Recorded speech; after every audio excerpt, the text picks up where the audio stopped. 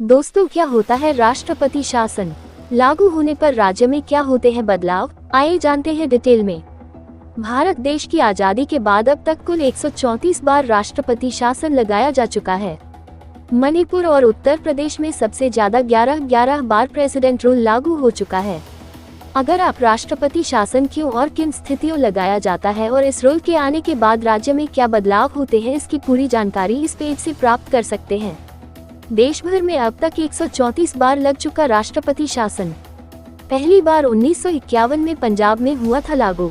हमारे देश का राज्य मणिपुर, जिसमें 11वीं बार राष्ट्रपति शासन लगाया गया है। मणिपुर के मुख्यमंत्री एन बीरेन सिंह के इस्तीफे के बाद गृह मंत्रालय ने इस राज्य में राष्ट्रपति शासन लगा दिया है। राष्ट्रपति द्रौपदी मुर्मू की राय के अनुसार मणिपुर की राज्य सरकार संविधान का पालन नहीं कर रही थी। इसके बाद केंद्र सरकार की ओर से राज्य में प्रेसिडेंट रूल लगाया गया है। क्या आप जानते हैं कि राष्ट्रपति शासन किन स्थितियों में लगाया जाता है? प्रेसिडेंट रूल आने के बाद राज्य की बागडोर कौन संभालता है और राज्य में क्या बदलाव आते हैं? अगर नहीं तो ये पेज आपके लिए उपयोगी है। आप इस आर्टिकल से राष्ट्रपति शासन के बारे में पूरी डिटेल हासिल कर सकते हैं।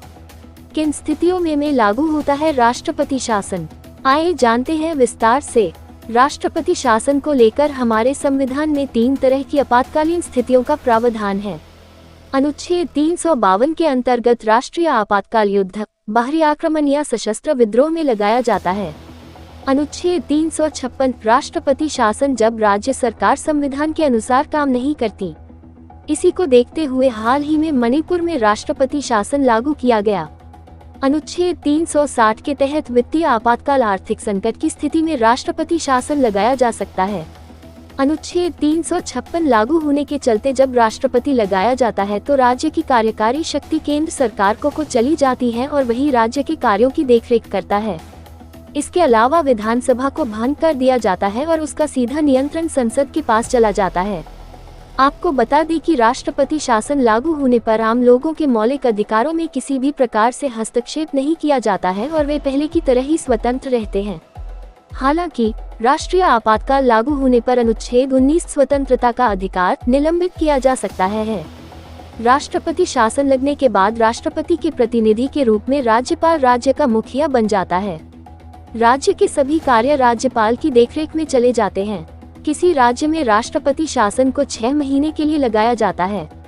इस 6 महीने के भीतर ही चुनाव आयोग को राज्य में मतदान करवाकर दोबारा सरकार के गठन की प्रक्रिया पूरी की जाती है। हालांकि जब देश में राष्ट्रीय आपातकाल लागू हो तो इसे बढ़ाया जा सकता है। राष्ट्रपति शासन विशेष स्थितियों में 3 वर्ष तक बढ़ सकता है, लेकिन इसके लिए चुनाव आयोग ये प्रमाणित करना होता है कि वर्तमान स्थिति में राज्य में चुनाव करवाना संभव नहीं है। आपको बता दें कि देश की आजादी के बाद से अब तक देश के विभिन्न राज्यों में कुल 134 बार राष्ट्रपति शासन लगाया जा चुका है। पहली बार राष्ट्रपति शासन सन 1951 में पंजाब में लागू किया गया था। मणिपुर और यूपी में सबसे ज्यादा 11 बार राष्ट्रपति शासन लगाया जा चुका है।